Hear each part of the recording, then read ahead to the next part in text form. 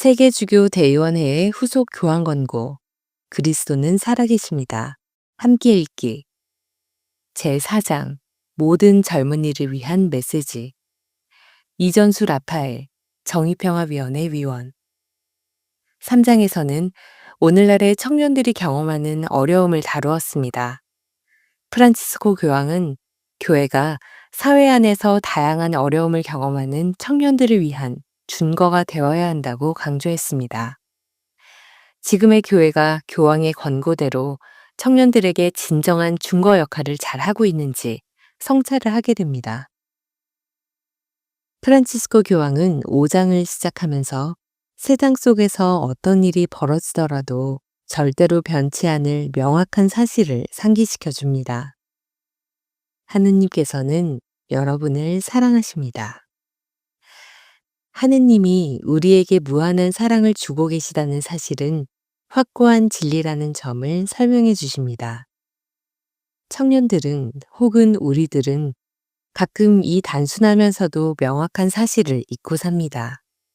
우리가 어려운 상황에 처해 있을 때 하느님께서 우리를 사랑하고 계시다는 진리를 더욱 망각해버리고 심각한 우울 속에 빠져 있기도 합니다.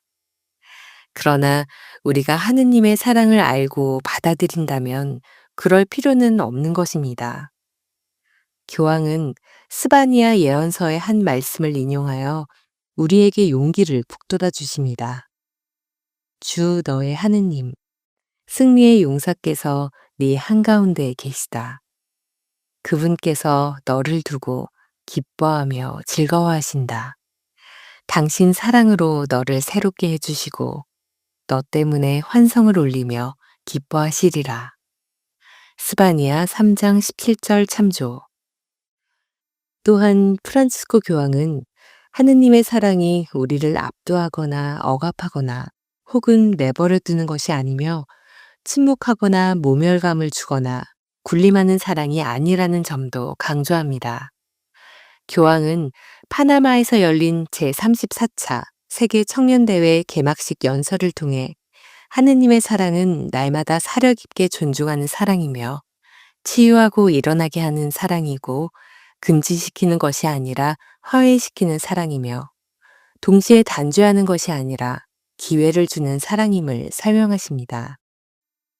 교황이 설명하여 주는 하느님의 사랑의 본질을 깨닫는 것은 청년 신자들뿐만 아니라 우리 모두에게 필요한 것이 아닐까요?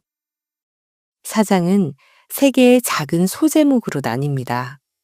첫 번째 소제목은 그리스도께서 여러분을 구원하십니다. 이고 두 번째 소제목은 그리스도는 살아계십니다. 이며 마지막 세 번째 소제목은 성령께서는 생명을 주십니다. 입니다.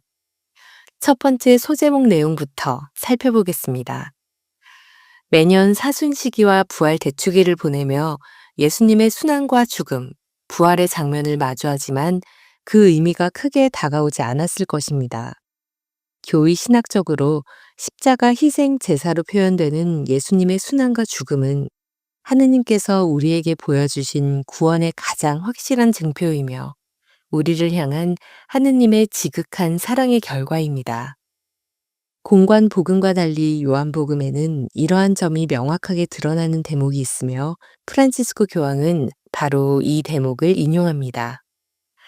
그분께서는 이 세상에서 사랑하신 당신의 사람들을 끝까지 사랑하셨다. 요한 13장 1절. 바오로 성인 역시 이러한 점을 깨닫고 모든 것을 내어주는 그 사랑에 자신의 삶을 의탁하였다고 밝혔습니다. 내가 지금 사는 것은 나를 사랑하시고 나를 위하여 당신 자신을 바치신 하느님의 아드님에 대한 믿음으로 사는 것입니다. 갈라 2장 30절.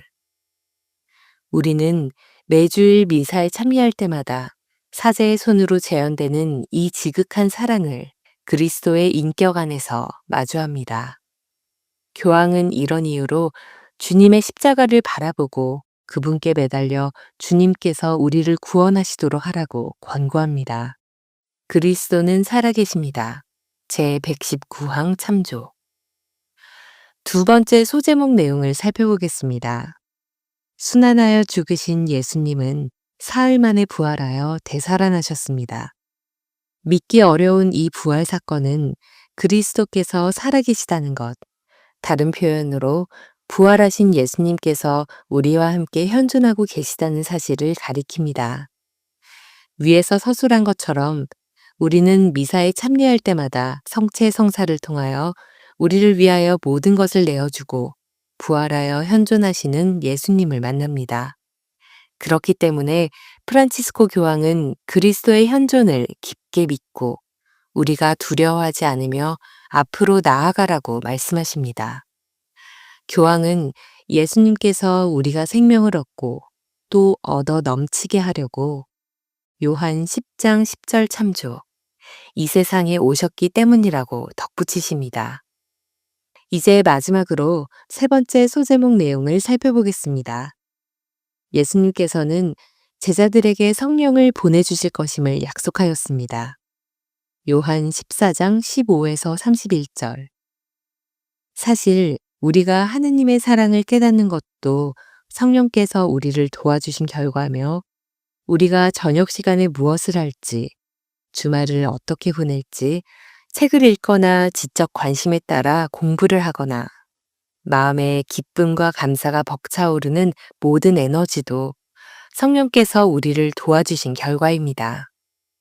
이렇게 세 번째 소제목 그대로 성령께서는 마법 같은 기적이 아니라 우리가 하느님의 사랑을 깨닫고 예수님께서 우리에게 여러 비유를 들어 설명해 주셨던 것처럼 빛과 소금의 역할을 지치지 않고 할 수 있는 생명을 주시는 것입니다. 앞선 1장부터 4장까지 프란치스코 교황이 설명하고자 했던 우리 젊음의 원천이 무엇인지, 젊음이란 어떤 본질을 갖고 있는지, 그리고 그 젊음이 단순히 신체적인 나이로 구분할 수 있는 것이 아니라 하느님의 사랑을 깊이 깨닫고 성령께 도움을 청할 때 영원한 젊음이신 예수님으로부터 비롯되는 것이라는 일관된 내용이 눈에 들어오시나요? 제 5장으로 이어집니다.